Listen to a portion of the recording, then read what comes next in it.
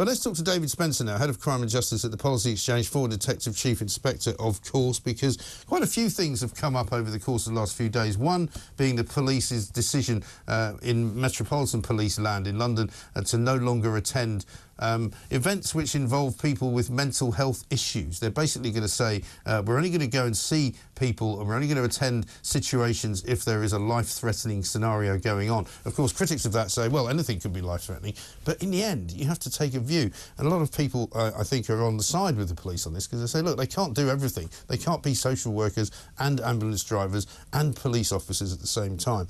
Also, we've got the possibility, apparently, of a sabotage to come, as it was at the Grand National at the Derby on Saturday in Epsom. Animal Rising, the crowd that tried to get into Aintree for the Grand National and found themselves rather flummoxed by some pretty tough policing. Let's find out from David what we can expect. David, very good morning to you. Morning, Mike. Good to see you. Yeah, thanks for joining us. Let's kick off with the weekend. I mean, people are going to be struggling to get to Epsom because there are not going to be as many trains as we thought there might be. But there's a possibility of a disruption. What can you tell us? Well, obviously this has been reported over the last few hours. Certainly, if there is any possibility of serious disruption, then the police need to deal with it pretty robustly, and they need to deal with it very quickly. We saw the events at the Grand National, we saw events at the Derby last year, and you know, this is a lawful sporting event. Yeah. Right up there in the sort of calendar of sporting events, and it absolutely has to be allowed to go ahead without disruption. Yeah, I mean, the way the Liverpool police, the Merseyside police, I should say, probably properly dealt with the people in Aintree, I thought was very robust and very very sort of laudable, you know, because quite often in London the police get told off for not really being hard enough on these protesters. But at a sporting event like that, particularly when involving horses running at high speed, you know, there's a risk that some of these idiots could get onto the track and cause a real problem, isn't there?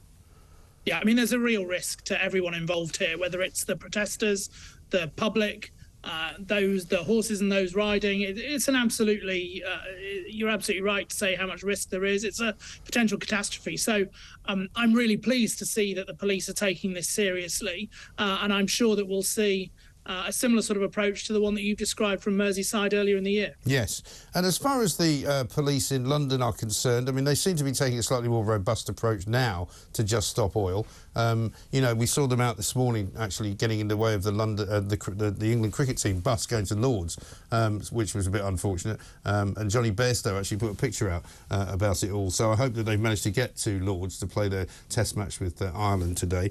But I think Sir Mark Rowley's right, isn't he, when he says that the police can no longer commit to attending every single mental health call-out that they get. I completely agree. And the reality is that people like you and me, Mike, are holding the Commissioner to account for driving down crime and dealing with disorder across London. And the reality is, if police officers are dealing with other public services work, they're not going to be dealing with the crime and disorder threat, which people like you and I are holding the Commissioner to account for. Yeah. So I think it's absolutely the right thing to be doing. Yeah, absolutely right. And I mean, there are some in the NHS who are saying, oh, this is going to be a problem for us because there's going to be a knock-on effect and we're going to have to pick up the pieces. But, I mean, how do you deal with all of these sort of rather in sort of growing numbers of people who aren't necessarily committing crimes but are in a bad place in some way? I mean, who is going to deal with them? I think the important thing to remember about this is that the Commissioner has not just come up with this idea overnight. This is a programme and an approach which has been trialled and introduced in forces all over the country. So it's been done in Humberside, South Yorkshire, other places as well. And this is now the national standard for policing. So it is a positive thing to see that the Commissioner is taking this step. But this isn't just something that's happening on a whim. This is something which is already been in place for a couple of years in some parts of the country. Right. I mean, is there other things that the police get themselves involved in that they needn't, which might, you know, sort of free them up to do other things? Well, hopefully we'll be seeing other announcements from the Commissioner about some of those sorts of things. So, you know, whether it's, and you've talked about it yourself, sort of things like Twitter arguments, that the police shouldn't be getting involved in, and you've talked about that here. I'm sure we've talked about it before. So there are other things which the police shouldn't be getting involved with, undoubtedly. And the reality is, by focusing on the things that really matter, which we, the public, expect the Met to be dealing with, crime, disorder, violence, then they're going to be able to do a better job, and the Commissioner will head the Met in the right direction. Well, that would be good, because, I mean, I saw some police the other day and I thought, well, that's interesting, I wonder what they're doing. And they were standing basically to the entrance of the Rotherhithe Tunnel. There was about 2 cars and about 4 officers, 3 or 4 officers. And it turned out, and I checked what it said on the side of the car, it turned out they were Metropolitan Police, but they were seconded to TfL to check for emissions for cars, and so they were basically sort of stopping random cars going in and out the tunnel to see whether they were breaching emissions. And I thought to myself, these are 3 working police officers, surely they could be doing something a bit more useful. Yeah, I mean, that's not something I've heard of police officers doing. I'll take your word for it that... Oh, yes, I definitely saw them. Yeah. I would have taken a picture of them, except I was driving. Indeed, and you're doing right not to use your phone when you're driving, Mike. Of course, we don't want you to get in trouble. Of course. But I think, one of the realities is that a lot of criminals use the road network to commit offences, to get to and get away from their crimes. Traffic police officers do a pretty impressive job when it comes to crime, and getting those people arrested and off the roads.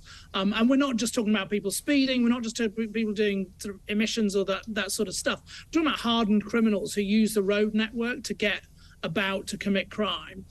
So, the fact that we've got traffic officers out there watching for those sorts of things is a positive thing. I strongly suspect they weren't just there for emissions; they were there for other reasons. Well, as well. they had on the side of their vans the commercial vehicle unit.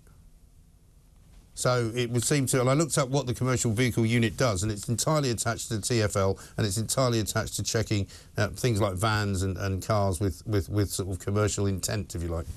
Well, certainly my experience from the traffic officers that I know is that, as well as doing that sort of work, dealing with speeding and this sort of stuff, they are really trying to stop criminals moving about on the road network. Yeah.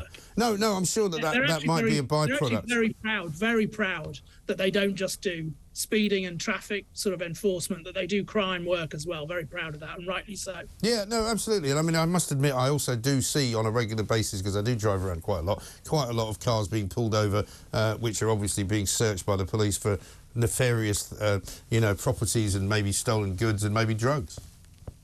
Yeah, that's right. I mean, it happens all the time. The reality is criminals need to get about the city and get about the country, and the way they do that often is in those cars. And it's quite right, they're getting stopped over, pulled over and turned over by the police. Yeah, exactly right. Good to talk to you, David. Thank you very much indeed. Head of Crime and Justice at the Policy Exchange, former Detective Chief Inspector, Mr David Spencer there, with a pretty firm endorsement of the police's decision. On the other hand, of course, we've got the Royal College of Psychiatrists who have actually obtained what can only be described as misery from this decision. They say it's unhelpful. Basically, the police have said that they won't be now helping people out. They say it's not appropriate. They basically say it's potentially alarming, because what the police have done is they've imposed this kind of deadline of September as to when they're going to stop actually, attending these events which they get called in to look out for. Brian Dowd, Deputy Chief Executive of Rethink Mental Illness, says the Met have simply imposed an artificial deadline and threatened to walk away, and he says that is not appropriate. But what else are they supposed to do exactly? We'll take your calls on this. I mean, if you want the police to attend a crime, then you have to say that there's only so many police to go around. And if they're attending other things so they can't attend a crime, then you can't have it both ways, can you? And I think it's better for them to say they're not going to go to these events where somebody might have a mental health problem, because it's not their job. Surely that's the NHS's job, isn't it? 0344 499 1000 is the number. Here's one from Dinah, Nick and Sally. Did we just hear that Bulgaria is going to help the UK? How much is this going to cost? And we hope the Turkish boat builders are not compensated for loss of business. Well, those are good points as well. We've got loads more to do. More of your calls coming up. And then in the 12th hour, we're going to be talking about Harry and Meghan. Harry, we've got nothing left to say. Nothing. I've got nothing. This is TalkTV.